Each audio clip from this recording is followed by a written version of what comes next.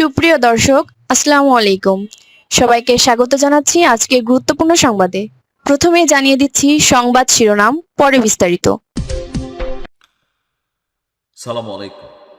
গোপালগঞ্জ, টুঙ্গিপাড়া, সারা বাংলাদেশে আওয়ামী লীগের যেই বেশ কয়েকটা ঘাঁটি বা দুর্গ বা 5ই আগস্ট পরবর্তী সময়ে যে কোনো পরিস্থিতিতে ইনস্ট্যান্টলি যে এলাকার মানুষগুলো রিয়েক্ট করে সেটা হচ্ছে শেখ হাসিনার সেই গোপালগঞ্জ, টুঙ্গিপাড়া। এরপরেও আছে ফরিদপুর সহ আরও বেশ কয়েকটি এলাকা যেখানে ধরেন সরকারে ক্ষমতায় আওয়ামী লীগ না থাকলেও যখন কোনো রকম বড় আন্দোলনের কথা হয় সেখানে আপনি দেখছেন যে ফরিদপুরে কিভাবে দেশীয় অস্ত্র, তারপর হচ্ছে ঢাল, এগুলো নিয়ে অনেকেই শেখ হাসিনার পক্ষে রাজপথে নেমেছিলেন। অর্থাৎ দুর্ভেদ্য একটা দুর্গ। তো এই দুর্গে একবার এনসিপির নেতারা গিয়া কোনো রকমে যানটা হাতি নিয়ে আসছে আর্মি প্রোটেকশনে। গোপালগঞ্জে এখনো আওয়ামী লীগের আধিপত্য হিউজ পরিমাণ আছে, তবে প্রশাসন একটা জিনিস কিন্তু এই মুহূর্তে আপনি আওয়ামী লীগের সময়টার সাথে একটা জিনিস আপনি খুঁজে পাবেন মিল, সেটা হচ্ছে কি, আওয়ামী লীগ মাঠে যতটা শক্তিশালী ছিল না, প্রশাসনের সাপোর্টে আওয়ামী লীগ এর চেয়ে বেশি শক্তিশালী ছিল। এখনো বাংলাদেশে এই সরকারের বা বিএনপি জামাতের যে শক্তিটা দেখা যাচ্ছে সেটার পেছনে একটা বড় শক্তি কিন্তু হচ্ছে প্রশাসন। কারণ সরাসরি একটা মানুষ আপনি মারতে পারবেন না মব করে প্রতিদিন, একটা মামলা দিয়া যে কোনো একটা মামলার আসামি বানাইয়া পুলিশ তাকে তুলে নিয়ে যেতে পারে। পুলিশের বিরুদ্ধে আপনি হাত দিলে আপনার ক্রস ফায়ার করে দেওয়া হবে। এটা আওয়ামী লীগের সময় ছিল। এখনো অনেক জায়গায় এই প্রশাসনের শক্তিতে অনেকেই বলিয়েন, কিন্তু রাজনৈতিকভাবে, মনস্তাত্ত্বিকভাবে আওয়ামী লীগ যে একটা কি বলা হয়, যে ধরেন একটা জাতিগত তাদের একটা অস্তিত্ব তৈরি করছিল, সেই জায়গা থেকে এবার ভিন্ন রকম আরেকটা খেলা আমরা দেখতে পাচ্ছি। আর খেলাটা শুরু হচ্ছে বিভিন্ন জায়গার পরে এবার গোপালগঞ্জে আমি দেখতে পেলাম। বাংলাদেশ আওয়ামী লীগকে রাজনীতিতে ফিরে আসতে একটা লম্বা চূড়া সময় লাগবে। যারা ভাবছেন যে শেখ হাসিনা চলে আসবে 2-4 সময়ের, ভাই আপনি দেখতে থাকেন, আমরাও জীবিত আছি, আসবে না, এখন সম্ভবই না। কারণ হচ্ছে কি, একটা সরকার যখন রাজনৈতিক সরকার ক্ষমতায় বসবে, তো এই যে দেখেন ডক্টর ইউনূস 4 দিন আগেও ভালো ছিলেন সবার কাছে, কিন্তু যেই তিনি চেয়ারে বসছেন তখন এখানে অনেক কিছু কানেক্ট হয়ে গেল। তো এই মুহূর্তে বিএনপিও অতীতের রাজনৈতিক দল হিসাবে তাদের অনেক ব্যর্থতা আছে। দীর্ঘদিন সরকারের বাহিরে ছিলেন, আবার সরকারে আসবেন, এখানে আনলিমিটেড ক্ষমতা আসবে, টাকা পয়সা আসবে, অনেক কিছুই কানেক্ট হয়ে যায়, তখন অনেক কিছু দিগ্ভ্রান্ত হয়ে যায়। আর বাংলাদেশের ইতিহাস বলে যতগুলো সুষ্ঠু নির্বাচন হয়েছে, সেই সুষ্ঠু নির্বাচনগুলোতে ক্ষমতাসীন দল যত খারাপ ভালো কাজই করুক, পরবর্তী সময় তাদেরকে জনগণ আর ক্ষমতায় নিতে চায় না।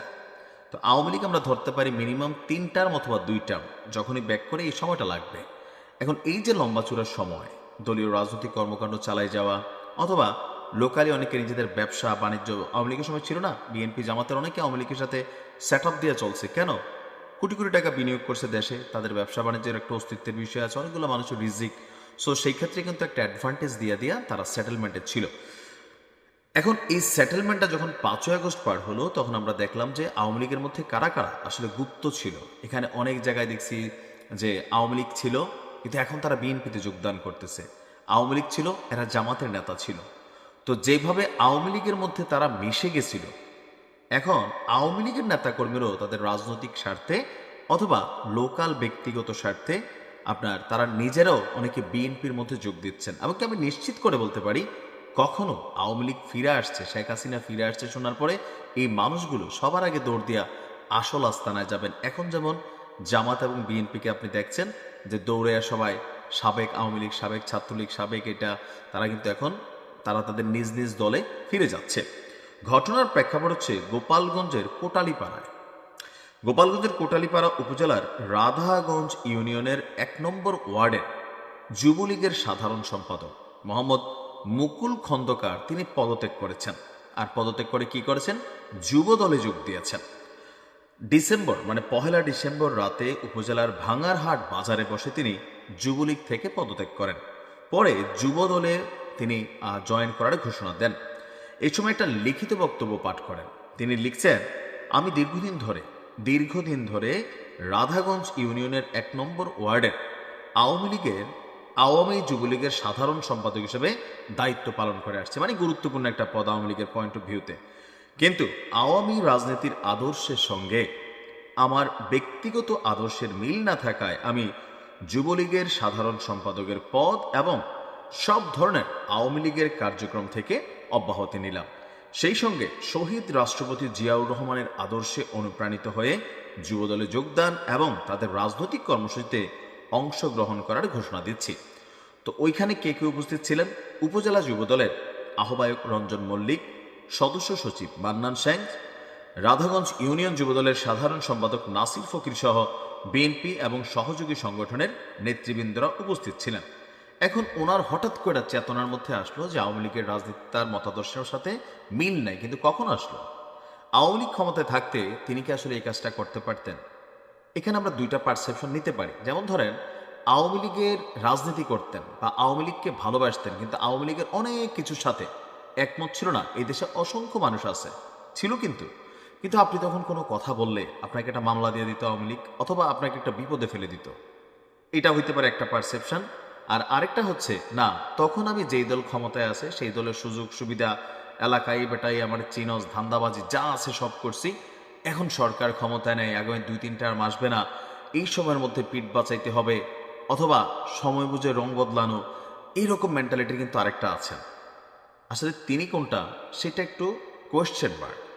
গেল 2-3 দিন আগেও দেখলাম 200 জনের আওয়ামী লীগ নেতাকর্মী তারা বিএনপিতে যোগদান করছেন। বিএনপিও সামনে নির্বাচনকে মাথায় রেখে যে ভোটের যে বাক্সটা, এটাতে এনসিপিরও নজর, বিএনপিরও নজর, জামাতেরও নজর। আপনি যদি আজকের দিনে যতই বলেন এই দেশে আওয়ামী লীগ নাই, তারপরে আওয়ামী লীগের ভোটার এখন পর্যন্ত কিছু তাদের অথরাইজড ভোটার, তাদের পরিবার, এই সংখ্যাটা 20-30%, যারা এখনো যদি আওয়ামী লীগ নির্বাচনে আসে এই ভোটটা আওয়ামী লীগ পাওয়া যাবে। আপনি এদের মন মস্তিষ্কে কখনোই anti Awami League, anti Hasina, anti Bangabandhu যে কোনো রূপ রং দিয়ে আপনি তাদেরকে ম্যানুপুলেট করতে পারবেন না।